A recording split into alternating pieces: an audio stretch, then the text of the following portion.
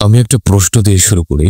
আপনি কি কখনো এমন কোনো সময় কল্পনা করতে পারেন যেখানে জীবনের কোনো মূল্য নেই, যেখানে একটা মেয়ে কেবল জন্ম নেওয়ার কারণে মাটির নিচে পুঁতে ফেলা হতো, যেখানে শক্তি ছিল ন্যায়ের মানদণ্ড, যেখানে মানুষ ছিল মানুষের সবচেয়ে বড় শত্রু? হ্যাঁ, এটি ছিল আইয়ামে জাহিলিয়াত, অর্থাৎ অন্ধকারের যুগ। আইয়ামে জাহিলিয়াত অর্থ হলো অবজ্ঞা, অন্ধকারের যুগ। এটি ছিল রাসূলুল্লাহ সাল্লাল্লাহু আলাইহি সাল্লামের নবুয়তের আগের সময়কাল, বিশেষ করে আরব উপদ্বীপে বিদ্যমান সামাজিক, নৈতিক ও ধর্মীয় অস্থিরতার এক ভয়াবহ চিত্র। আপনি জানলে অবাক হবেন যে মানুষ তখন কতটা হিংস্র ছিল। মেয়েদের জীবন্ত কবর দেওয়া হতো, কল্পনা করতে পেরেছে? তখনকার সময়ে শক্তি ছিল আইন, ধনী গরিবকে ফেঁসে ফেলত। গোত্রে গোত্রে রক্তের বদলে রক্ত, প্রজন্ম ফিরিয়ে প্রতিশোধ চলত।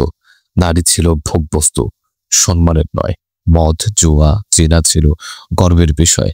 আর কাবার চারপাশে নগ্ন হয়ে তাওয়াফ করত দাসদের মানুষই মনে করতো না তখন। এমন অনৈতিক অধপতন মানুষকে পশুর চেয়ে নিচে নামিয়ে দিয়েছিল তখনকার সময়ে। ঠিক এরকম একটা যুগে, এরকম একটা সময়ে তখন এসেছিলেন আমাদের প্রিয় নবী হযরত মুহাম্মদ সাল্লাল্লাহু আলাইহি সাল্লাম। এই অন্ধকারে আলো দীপ্ত নিয়ে এলেন। তিনি শুধু ধর্ম প্রচার করেননি, তিনি মানবতাকে মুক্তি দিয়েছিলেন। নারীদের সম্মান ফিরিয়ে দিলেন, দাসদের মুক্তির পথ খুলে দিলেন। এখানে একটা প্রশ্ন আপনারা করতে পারেন, আসলে দাস কারা? দাস হচ্ছে এই আমরা বর্তমানে কাজের যে মানুষ রাখে বা মেয়েদেরকে রাখে, তখনকার সময় তাদেরকে দাস বলা হতো, কিন্তু সেখানে নিয়ম ছিল একদম অন্যরকম। তখন ইনসাফ কায়েম করলেন আমাদের প্রিয় নবী হযরত মুহাম্মদ সাল্লাল্লাহু আলাইহি সাল্লাম। আত্মশুদ্ধি ও আল্লাহ ভীতি শেখালেন। আজকে আমাদের সমাজে নারী ধর্ষণের খবর পত্রিকায় প্রতিদিনের শিরোনাম। শিশু হত্যা, বৃদ্ধ পিতামাতা গলায় দড়িয়ে দিচ্ছে, কেউ ক্ষমতার জোরে অন্যকে ফিসে ফেলছে। সত্য বলতে সাহস নেই, মিথ্যা বলাটাই এখন চতুরতা।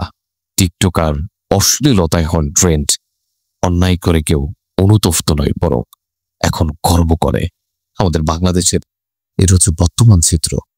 তাহলে এটাই কি আমাদের স্বাধীন বাংলাদেশ, নাকি আমরা আবার সেই জাহিলিয়াতের পথে ফিরে যাচ্ছি? প্রশ্ন আপনার কাছে। কেন আমরা এত হিংস্র হচ্ছে? আমাদের বাংলাদেশের বর্তমান পরিস্থিতিতে যে মানুষগুলো এত হিংস্র কেন হচ্ছে? কারণ তারা আল্লাহকে ভুলে গেছে, কারণ নবীজির আদর্শ ছেড়ে দিয়েছিল, কারণ কোরআন পড়ি না, বুঝি না, মানি না, কারণ আমরা ভোগের নেশায় আত্মার শান্তি ভুলে গেছি।